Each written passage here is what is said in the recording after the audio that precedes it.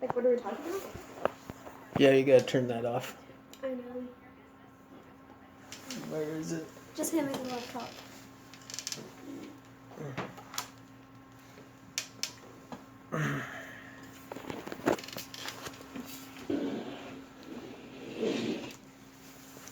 Okay, so what's the topic for Lincoln Douglas? The United States ought to. You should pull it up, man. Yeah, I told you it's to not have here. federal. Let me see.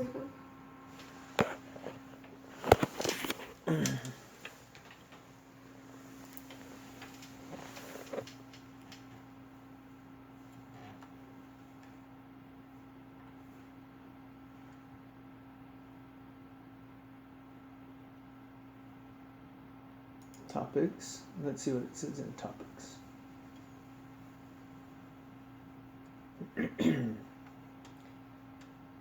Resolved. The United States ought to provide a federal jobs guarantee. It's weird because it has jobs, like, ought to provide a federal jobs guarantee. Yeah, guarantee is singular. Multiple job, one guarantee.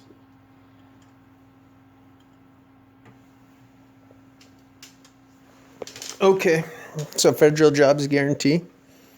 So let's break it down. What's the definition? So this is scoped to just the United States. Mm-hmm. Ought, so moral obligation to do so. Provide, deliver, I suppose. Provide is deliver. Or just make available. Make available, because it's a sense of option. Like, no one's forcing you, it's just an option for you to do it. Okay. Federal jobs. Well, It says a job guarantee is an economic policy proposal aimed at providing a sustainable solution to the dual problems of inflation and unemployment. Its aim is to create full employment and price stability by having the state promise to hire unemployed workers as an employer of last resort. In the beginning, it said aim to provide a sustainable solution. In order for a solution to be sustainable, there needs to be people using it, like the vast majority of people using it. If people who are in a situation where, yes, they need a job, but other life interference causes them to not be able to, like, physically they could do the job, but because of children, transportation, etc., they can't do the job because of prior commitments, then that really isn't that sustainable because not a lot of people would do it. yeah, but on the flip side, if you have too many people participate, it might not be sustainable. You know, if everybody says, "Hey, it's better to get a job guaranteed by the government than to have to work to succeed in the private sector," then pretty soon the state could be overwhelmed with people who want the guaranteed job. Then federal job guarantee cannot work. No, like as in by your thing is that the like you kind of just discredited like the whole like the I'm not taking a side yet. well no, but by saying if only a certain percentage of the population, like I feel like you're saying only a certain percent of the population can be unemployed in order for this to work. Well, if you don't have anybody using the system, then it's not sustainable by definition because it's not getting used, right? Mm-hmm. But if you have everybody using it, then it also fails because it collapses under its own weight. Well, yeah, but if you're gonna have So a cap on a federal job guarantee for everyone, like then you're just placing like I feel like federal job guarantee it shouldn't matter for the system. Like it shouldn't matter. How do you see what I'm saying? Like no. Okay, so okay, for example, in history we're learning about when, like, women's suffrage. So women got the right to vote, but then the states took it upon themselves to be like, yeah, and you can vote if you own land, if you're rich. Oh, and sure, women can vote if you have a high level of education. So now, like, the system, its core value of, like, women's voting isn't now women's voting, it's women voting if you have this. So with this, Okay, it's so like, are you saying then that it might not be a jobs guarantee if there's conditions or requirements yeah, attached? that's what I'm saying. It's Uh-huh. like, it's a more no strings attached type of thing. Like, Okay. yeah. So I guess that would be something to look at in the topic analysis is at what point is it considered a federal jobs guarantee? You know, if you attach any condition on it, is it still a guarantee? You know, like, do you, like, so for example, do I have to guarantee you a job even if you don't show up? Do I have to give you a paycheck even if you don't show up for the job? Well, you still have to, like, work at the job. Like, you still, so it's more of, So there is a it's, condition. We have to so, figure out what those conditions no, are. because now you're saying, should I pay you if? This is talking about federal jobs. It's more of anyone can have a job, no matter, like, like, no matter what. Like, anyone who's eligible and wants a job can have that job.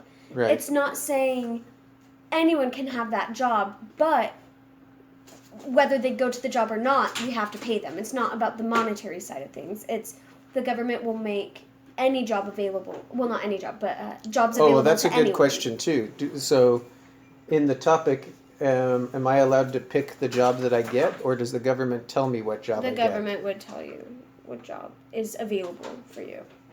Okay, so as long as the government provides an available job, They have fulfilled their. they've fulfilled their side of it. And if I don't take the job, or if I don't show up, or That's if I on don't you. perform the work, I don't get paid. Yeah. Is that how it works? Okay. Yeah. Okay. All right. So do you have a feeling about what kind of value or criteria we would pick for AF or NEG?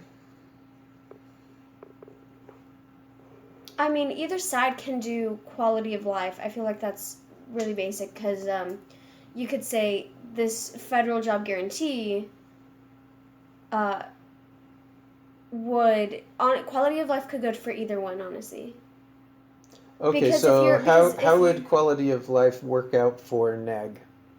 you're saying that jobs guarantee wouldn't work because you're looking at the bigger population, like the people who work hard, go to school, do all these things, their quality of life would get impacted because of, like, it would be harder for them to receive the job. So, like, if the government takes it upon themselves to say, like, oh, all of these jobs right here can be, like, we will use them to help supply other people who haven't worked as hard, like, for you.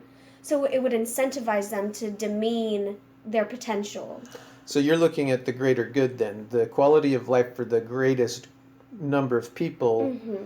And if we take from those who are working hard independently to fund jobs for those who might be lazy or less motivated, then the net effect will be the people who merit the quality of life don't get it. Their quality of life's reduced. Right. I wouldn't, like, initially go, like, I wouldn't choose that for neg, but if an AF opponent had quality of life as their criterion, you can swallow their argument. So that would be like your Got backup it. swallow argument. I would do more of, let's see, so for neg you're saying quality of life, or you're against job guarantee for neg. Yeah, so neg, you're like, okay, So, no, the like, government should not guarantee jobs. So then they would be. economics. So the neg position is the status quo. I'm saying we should let things be as they are. Okay, so economic welfare maybe.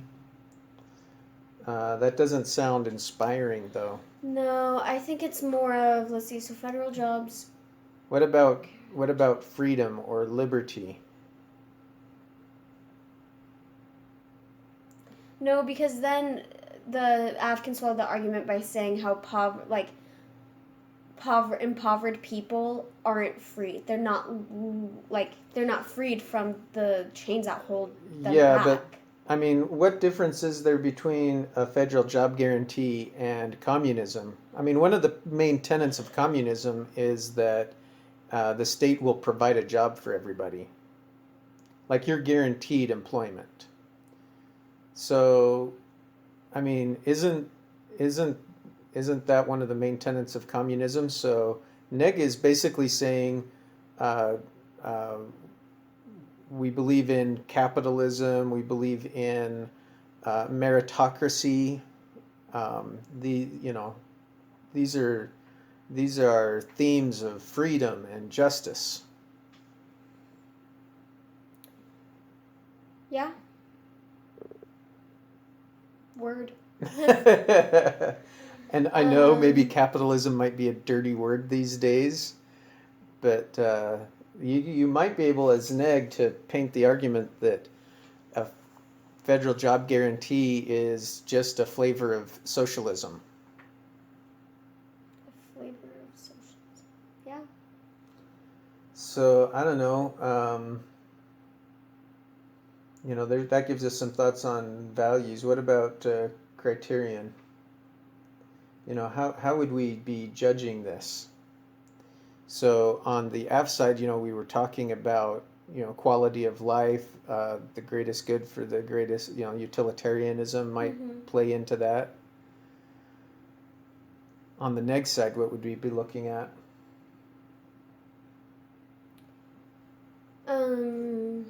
Let's see here. So I think it might come back to meritocracy. Like, I think also neg is probably going to want to try to exclude out of scope for the argument those who cannot provide for themselves. Like, there's a whole social welfare, a security net available for those who are not capable of obtaining employment. And so I think neg is going to point out that somewhere there's a line that's drawn. This guarantee clearly does not apply to people who physically cannot work. Right? It's interesting that you point that out because, like, having this federal job guarantee would mean that everybody who can work has a job available, like a potential job available. Right. People who, like, physically can't work, okay, fine. But people who are, like...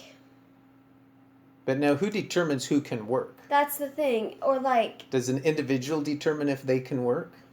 But at the same time, it's like, oh... There's a certain age that people retire that, like, I guess everyone, you know, has said, you don't have to work. Like, you can't work, you know. So then, but people who want to continue to work, like, would they Well, exactly. be encompassed? That's an awesome point, Norma Jean, because let's say that I'm 70 years old and the government would prefer to give my job to somebody else. Yeah. Isn't the government now in the business of saying you have to stop working? But then the other thing, though, is that, like, it'll be more of, there comes a time where your effectiveness and your, like, work ethic and how hard you work, like, decreases, whether you like it or not.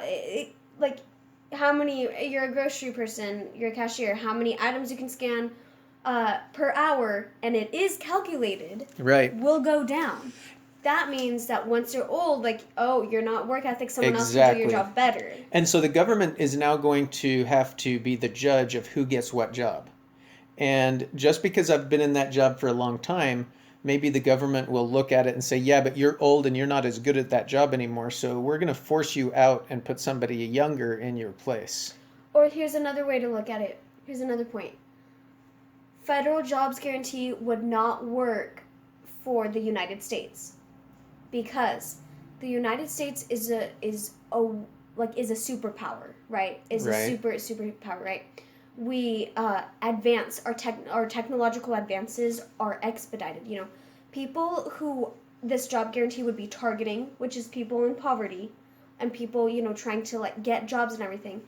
There comes a point where how fast we're growing, the exponential rate that the United States is enhancing and, like, developing their new, you know, inventions and things like that, would make it so that impoverished people can't, like, are not capable of fulfilling the job requirements, kind of, because like, and the jobs that they could fill, A, is very limited, B, is not enough to stabilize like their home and take them out of like dig themselves out of the hole that they're in type of thing and keep them afloat. And the very little jobs that do allow for that, to happen, it's not enough for everyone.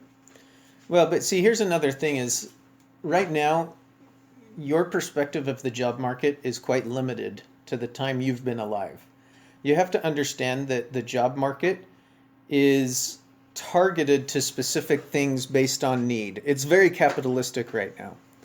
But if you go back to the Great Depression, you had the WPA program, which was basically a federal jobs guarantee, and the federal government basically made up jobs. I mean, if you look at it now, it would be basically like saying, hey, we don't have enough jobs go around, so we're going to create some jobs and we're going to repave that road, right? Maybe it doesn't need to be repaved, but we're going to do it anyway. Or we're going to paint these murals on the side of these buildings. In fact, if you go to Boise and you can look at some of the older buildings, they have murals that were painted in the 1930s by WPA workers. Now, did the building really need that painting?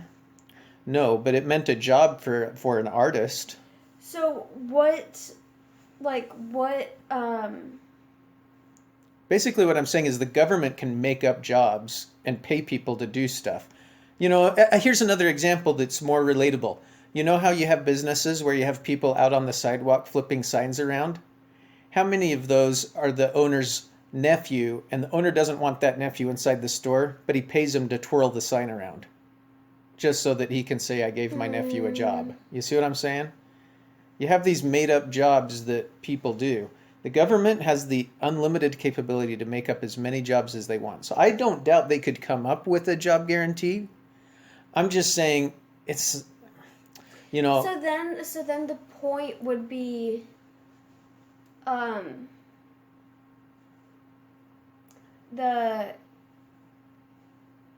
okay, sorry, I gathered my thoughts. That would invalidate Negs's criterion of meritonism, because here's the thing, now what you're doing is the government is creating jobs that don't need any merit whatsoever. Right. Like, be a good painter. Great, you painted that fabulous fish. Go paint some in like a children's Exactly. So now what ends up happening is if you have that as one of your points as AF, and your neg has something like, oh, it's unfair for the government to be creating all these jobs that are taking away from the jobs that people work hard on, then you could say no, because the government can fully capable do create jobs that don't require I'm not saying, I don't think neg is saying it's unfair. If you're using the criterion of meritocracy, you're saying because everybody gets treated the same, so every painter that wants to paint gets their own mural on the side of a building and everybody gets paid for that. Well, what about the good painter? Like the painter who's exceptional. Oh, yeah. What about the Van Gogh? Don't you think that they ought to be recognized with more than what everybody else is getting? So you have this thing where nobody can stand out. So here's an example. That makes sense. I worked in a job, and in the job I worked really hard, and I got an average rating, and I wanted to make it a superior rating. So for the next 6 months, I worked hard, and I improved my rating, but I was still short of being exceptional. And I talked to the boss, and the boss told me the things I needed to do to become an exceptional ranked employee. So I worked really, really, really hard until I became an exceptionally ranked employee.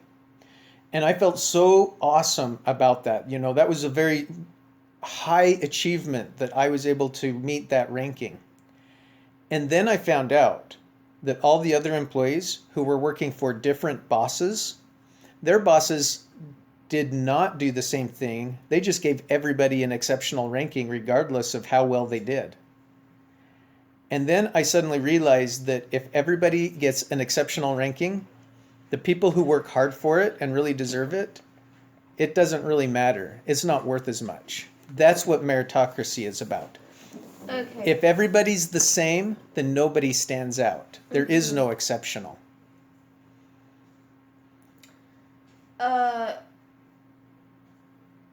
Then I would be like, like, that it's okay. Like, it's okay if everyone's exceptional at what they do.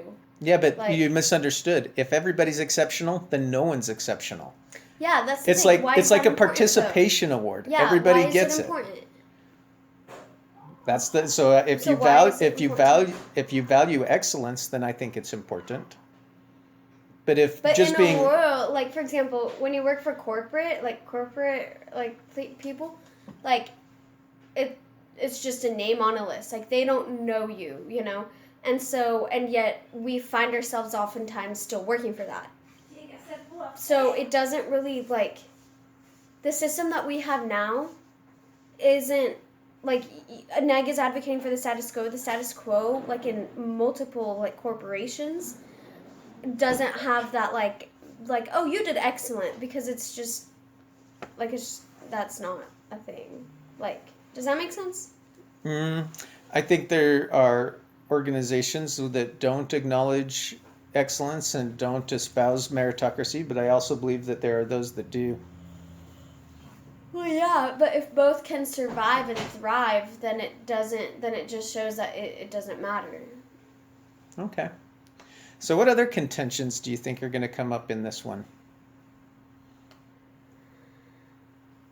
I don't know. Let's ask our viewers. No, I'm just joking. Well, no, I think that's valid. So, how about if everybody come up with a contention, something maybe that we haven't already mentioned, for either the AF or NEG argument?